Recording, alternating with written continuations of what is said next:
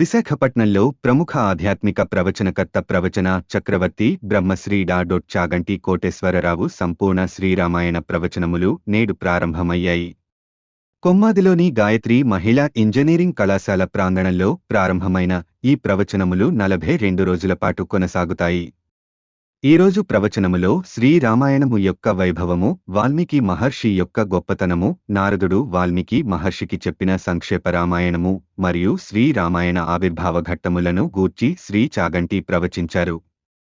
శ్రీరామాయణం మనిషిని సంస్కారవంతముగా తీర్చిదిద్దుతుంది అని, మానవ జీవితంలోని మౌలిక విలువలు, నీతి నియమములు మనందరికీ నేర్పించడానికి రామాయణం కన్నా గొప్ప కావ్యం లేదని చాగంటి తెలియజేశారు. శ్రీరాముని నడవడియే ధర్మమని, మనుష్యునిగా నడయాడిన శ్రీరాముడు తన జీవితములో గురువు యొక్క వైభవమును తెలియజేస్తుంది అని వివరించారు. తాను చదువుకుని ఉద్యోగ ప్రస్థానం ప్రారంభించిన విశాఖపట్నం నగరములో 3వ మారు సంపూర్ణ శ్రీరామాయణ ప్రవచనం చేయటం శ్రీరామానుగ్రహమని శ్రీ కోటేశ్వరరావు తమ సంతోషమును వ్యక్తం చేశారు. కార్యక్రమంలో గాయత్రి విద్యాపరిషత్ సెక్రటరీ ప్రొఫెసర్ సోమరాజు, కార్యక్రమ నిర్వాహకులు మరియు అష్టలక్ష్మీ దేవాలయ ధర్మకర్తలు శ్రీ అన్నంరాజు సత్యనారాయణమూర్తి దంపతులు, భీమిలి ఎమ్మెల్యే గంటా శ్రీనివాసరావు, పుర ప్రముఖులు, భక్తులు మరియు విద్యార్థులు పాల్గొన్నారు.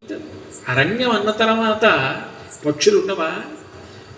వాటిని వేటాడే వాళ్ళు ఉండరా? బాణం వేయరా? కొట్టరా? ఇవన్నీ ఏమైనా చాలా అసాధారణమైన విషయాలా? కాదు.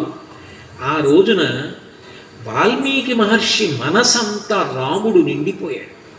రాముడు నిండిపోయినా, రామాయణం నిండిపోయినా మనసు నిర్మలమైపోయి ప్రేమతో నిండిపోతుంది. అంతకన్నా ఇంకేం కావాలి?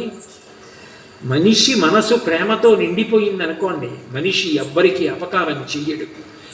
మనిషి అపకారం చేయడం మానేశాడు అనుకోండి, సమస్త భూతములు ప్రశాంతంగా ఉంటాయి. అరణ్యంలో ఉన్న పెద్ద పులి ఊళ్ళోకి వచ్చి తిందాం, కానీ అన్ని ప్రాణులను రక్షించవలసినటువంటి అవసరం మనిషికే ఉంది. కారణం, గుర్రం పులిలో ఉన్న విభూతిని వాడుకోదు, కానీ మనిషి గుర్రం మీద ఎక్కేదానికి డెక్కలు చీలి ఉండవు కాబట్టి పర్వతాలు ఎక్కుతాడు. గాడిద మీద బరువు వేసి మోస్తుందని గాడిద చేత బరువు మోయిస్తాడు. నీటిలో చేప ఈదడం చూసి తాను ఈత నేర్చుకుంటాడు. పక్షి ఎగరడం చూసి తాను విమానంలో వెడతాడు. నెమలి పురివిప్పి నాట్యం చేయడం చూసి తాను నాట్యం నేర్చుకుంటాడు. కోయిల పాట పాడితే తాను సంగీతం నేర్చుకుంటాడు. సమస్త భూతముల నుండి ఉపకారములు పొందేవాడు మనుష్యుడొక్కడే. కుక్కకింత కవళం పడేస్తే రాత్రి ఇల్లు కాస్తాయో, ఎంత కాలము నదులు ప్రవహిస్తాయో, ఎంత కాలము ఈ భూమి ఉంటుందో అంతకాలము రామాయణం ఉంటుంది.